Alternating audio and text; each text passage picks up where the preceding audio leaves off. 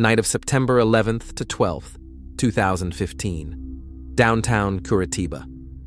On the 31st floor of a high-rise building where silence usually reigned, a dull thud shattered the quiet. Moments later, residents gathered beneath the windows. Someone yelled, someone dialed the emergency rescue service. In a few minutes, the police dispatch received a call from a man. "My girlfriend has jumped out the window."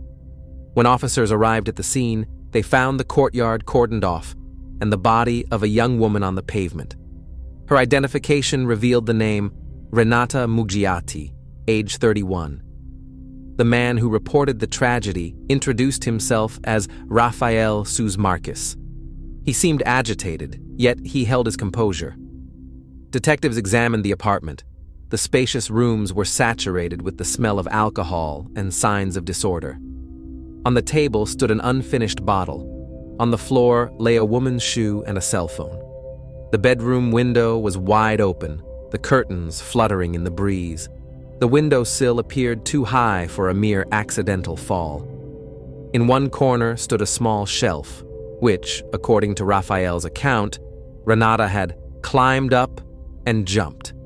Police meticulously documented the scene. Although there were no signs of a struggle, the details revealed a disturbing atmosphere. Scattered belongings, a broken necklace, handprints on the window frame.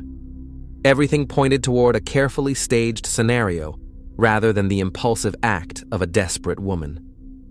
When the body was transported to the morgue and Rafael was escorted in for questioning, no one yet realized this was just the beginning.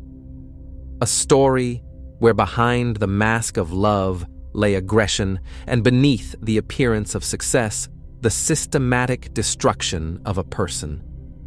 From that moment, the countdown began leading up to that fateful night, which ended Renata's life. Renata Mugiati was born and raised in the state of Paraná. From a young age, she stood out for her discipline and determination.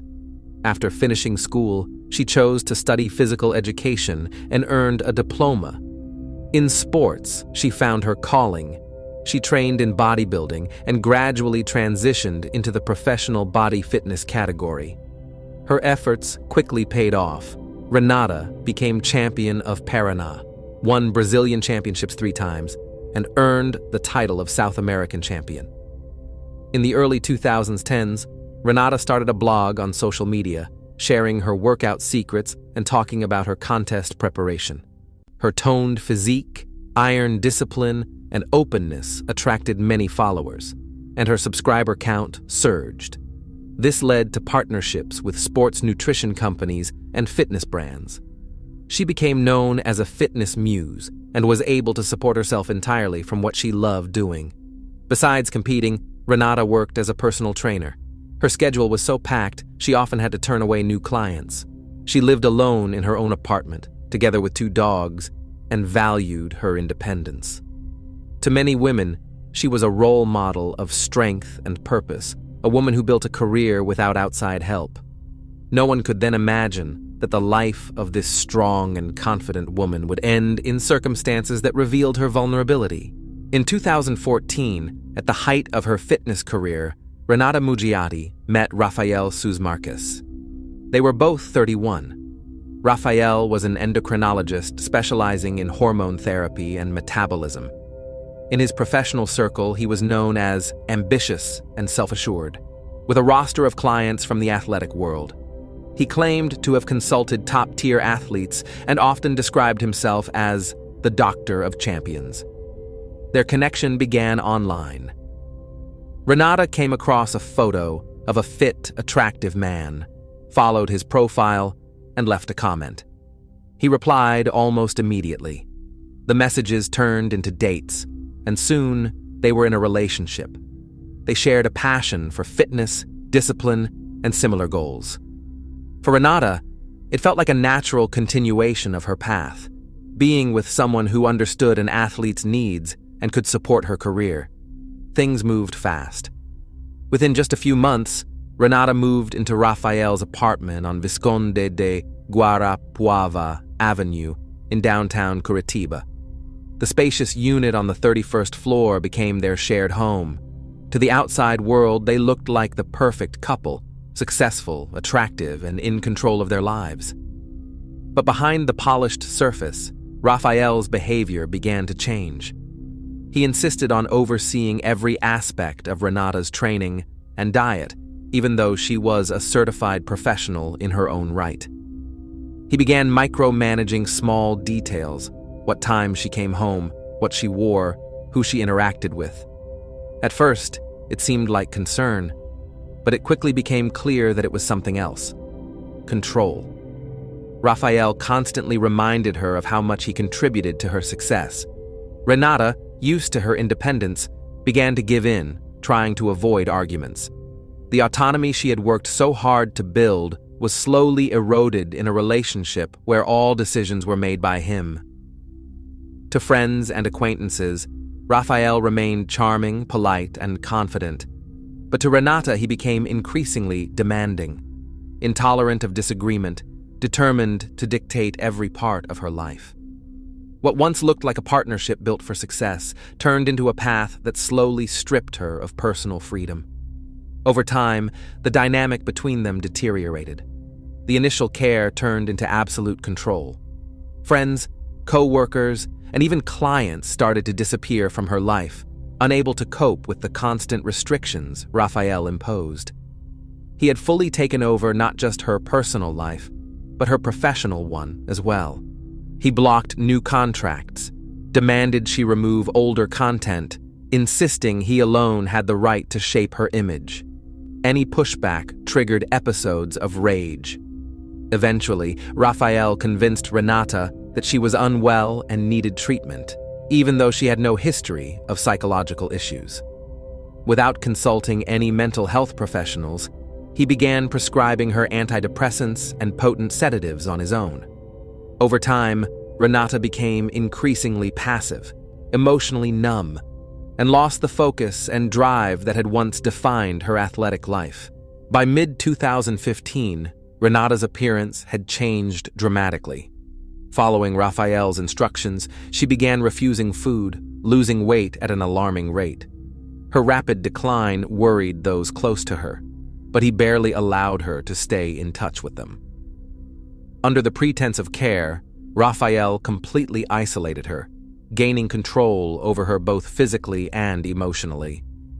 The home that was supposed to be her safe place had turned into the very space where a strong, confident woman slowly lost not only her strength, but her ability to fight back. By the middle of 2015, Renata was no longer the vibrant athlete people remembered. The once powerful and radiant competitor had withered to a shadow of herself. In just a few months, her weight had dropped from around 155 to barely 110 pounds. In photos taken shortly before the tragedy, her face appeared hollow, her muscles weakened, and her eyes lifeless. She stopped showing up at the gym, the place that had once been her second home. Clients tried to reach her, but calls went unanswered, messages unread. Her social media, once full of workout routines and motivational posts, went silent. For her followers, that sudden silence was the first clear sign that something was terribly wrong. Her family had noticed the changes even earlier. Her sister and mother said Renata had become distant, speaking carefully, as if afraid to say too much. When they did manage to reach her by phone, her voice sounded subdued, restrained, stripped of its usual energy.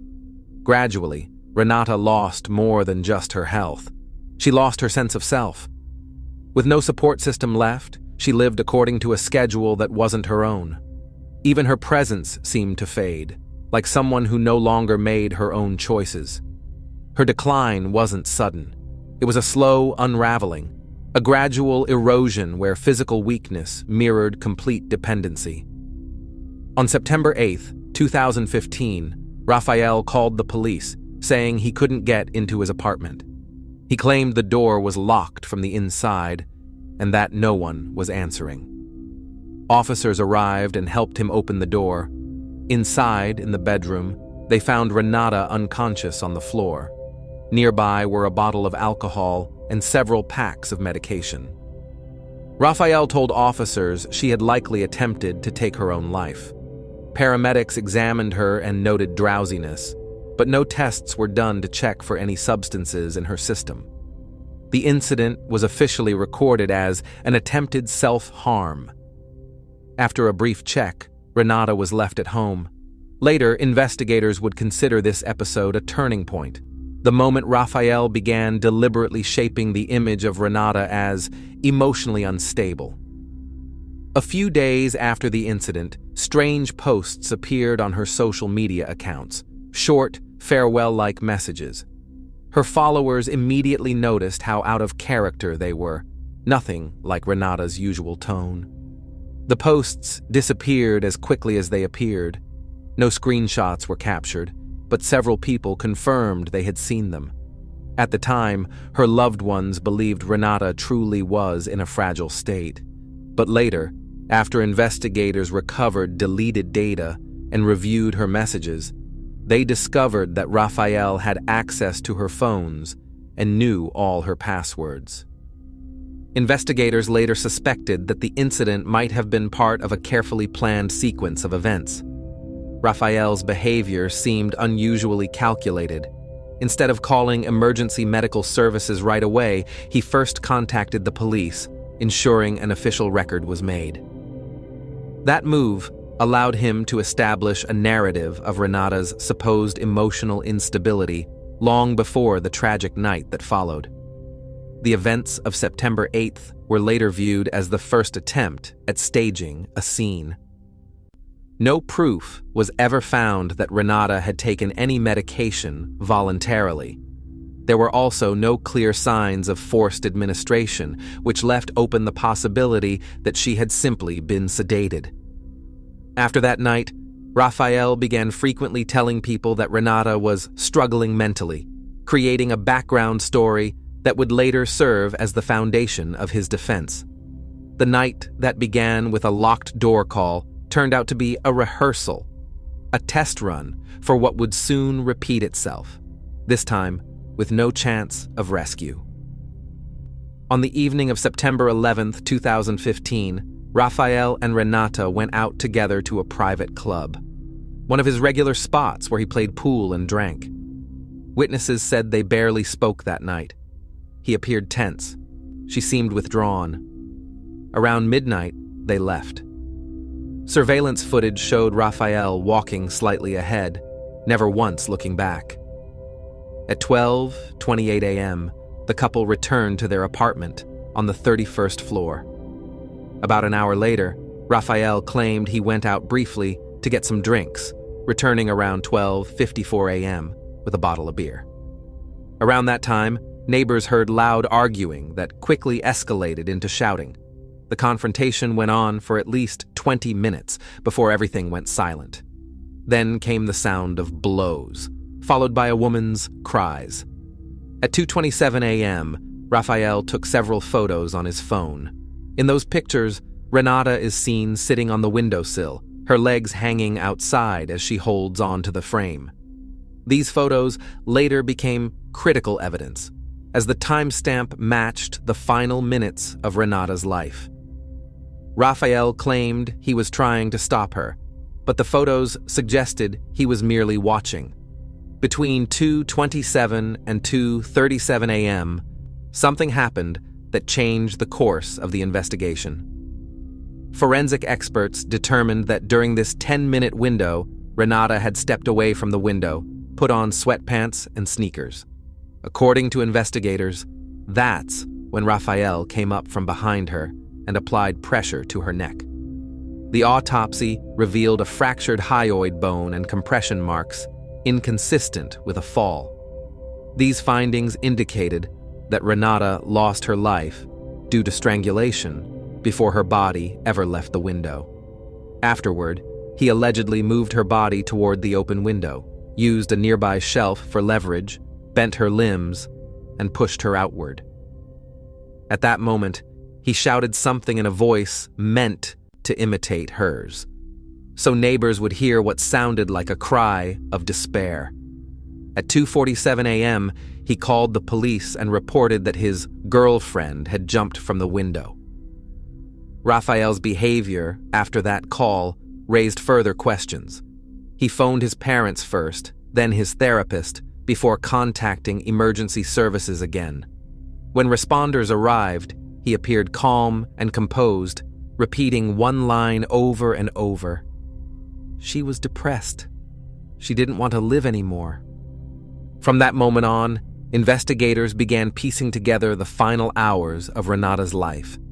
The photos discovered on Raphael's phone, the lack of signs of a struggle near the scene, and the mismatch between the injuries on her body and the reported cause of death, all pointed to the same unsettling truth. What happened that night wasn't self-inflicted. What began as a silent argument ended in a calculated act, deliberately staged to look like a tragic accident.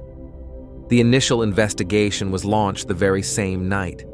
Renata's body was taken to the Institute of Forensic Medicine, where the autopsy was assigned to a doctor named Daniel Komen. Strangely, although he had previously notified his supervisors that he was out sick, he suddenly showed up for duty. His involvement would later raise serious concerns. The official report, released shortly after the examination, claimed that her death was the result of a fall from a great height and stated there were no signs of external aggression. The document concluded that Renata had taken her own life while in a state of deep emotional distress. This report quickly made its way into the media, shaping the public narrative and giving the impression that the case was closed. However, colleagues within the forensic department noted something off. The report had been uploaded from a computer belonging to a former employee who'd previously been dismissed for document tampering. That discovery triggered an internal audit, though it was never formally addressed. At the same time, rumors began to circulate that someone might have paid to have the self-harm narrative confirmed. Renata's family never believed the results of the initial autopsy. When they saw her body, they noticed markings not mentioned in the report: bruising on her neck and arms, abrasions on her face. When they asked for clarification, they were told these injuries were consistent with a fall. The staff's responses were noticeably guarded, as if they were under pressure. Meanwhile, Raphael's family, well-connected in the local medical community, actively spread claims that Renata had been struggling emotionally. Their narrative was supported by Raphael himself, who publicly stated that he had been trying to help her. The combination of a rushed forensic conclusion and these public statements helped solidify a version of events that worked in Raphael's favor. And so, two versions of the truth emerged: the official one, that she ended her life, and the real one, the one her family was now forced to prove from scratch, fighting against a system where the first documents could easily determine the outcome. Refusing to accept the official story, Renata's sister, Tina Gabriel, took the lead. She began gathering every document she could: photos, messages, witness statements.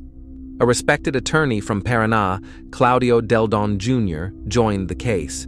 He was the first to publicly challenge the official version, stating that the evidence clearly contradicted the claims of self-harm.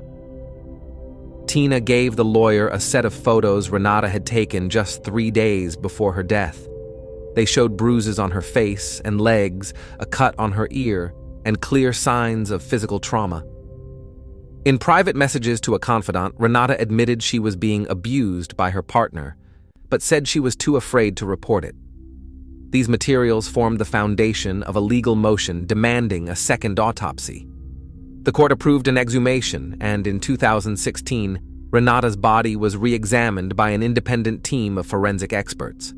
The new findings completely overturned the original report. It was determined that Renata's heart had stopped beating before the fall, a detail confirmed by the absence of bleeding in her injuries. These revelations changed everything. The initial autopsy by Daniel Komen was officially ruled invalid, and the investigation was reclassified. No longer a case of self-inflicted harm, but now a full criminal inquiry. Tina's determination, along with the attorney's persistence, became the turning point that ensured Renata's death was no longer seen as an accident, but as the result of cruel and deliberate aggression. When Renata's case was reopened, investigators turned their attention to Rafael's past, and what they found suggested this wasn't an isolated incident. Police records revealed a prior report filed by another woman he had briefly been involved with before meeting Renata. She had given birth to his son and claimed she had experienced physical aggression during their time together. The incident dated back to December 2014. Rafael had gone to visit his former partner to pick up his son for the holidays. An argument broke out and quickly escalated into a physical altercation. The woman went to the police and documented her injuries. A medical report confirmed signs of trauma, and multiple neighbors backed up her story. In court, Rafael denied everything, claiming the accusations were fabricated, but the medical evidence and eyewitness testimonies told a different story. The court found him guilty and sentenced him to 4 months. He was allowed to serve the sentence under electronic monitoring. This event showed that what happened to Renata wasn't a one-time loss of control. It was part of a consistent pattern of behavior. Further investigation uncovered more complaints from other women who had been briefly involved with Rafael. They described similar red flags, bursts of aggression, threats, and an obsessive need for control. For the prosecution, this supported the argument that Renata's death could not have been a spontaneous act. Rafael's behavior fit a pattern of repeated, deliberate cruelty hidden beneath the polished image of a successful professional. After the second autopsy, the legal battle dragged on for nearly 8 years. The trial faced constant delays, new judges being appointed, witnesses failing to appear, and motions filed by the defense. During all this, Rafael continued practicing medicine, seeing patients as though nothing had happened, despite the serious charges against him. Renata's family frequently spoke out about what they saw as manipulation and behind-the-scenes pressure. One controversy that drew major public attention involved attorney Claudio Deldon Jr. He had been representing Renata's family, but at the same time, he was involved in another high-profile case, defending a man accused in a similar incident involving a woman named Tatiana Spitzer. When this conflict of interest became public, Renata's sister, Tina Gabriel, ended their legal relationship with Deldon and successfully pushed for a new prosecutor to be appointed. Throughout the hearings, Rafael often showed blatant disregard for the court. At one session, he requested to be excused due to work commitments, but it was later revealed he had spent that time participating in a poker tournament. That incident led the judge to revoke his freedom and order him into custody until the final verdict was reached. By January 2019, Rafael was placed in a detention center where he awaited trial. Only then did the case finally move toward its conclusion. Numerous motions filed by the defense were denied, and the trial entered its final phase. The prosecution presented all of the gathered evidence, including photographs, expert reports, and eyewitness accounts that pointed directly to Rafael's guilt. In February 2023, a jury in Curitiba delivered its verdict in the case of Renata Mugiati. After reviewing the full scope of the evidence and hearing from witnesses, the court found Rafael Susmarkis guilty of intentionally taking the life of his partner. He was convicted on multiple charges, including committing a crime motivated by gender, inflicting physical harm, denying the victim any chance to defend herself, and tampering with evidence. The jury reached a unanimous decision.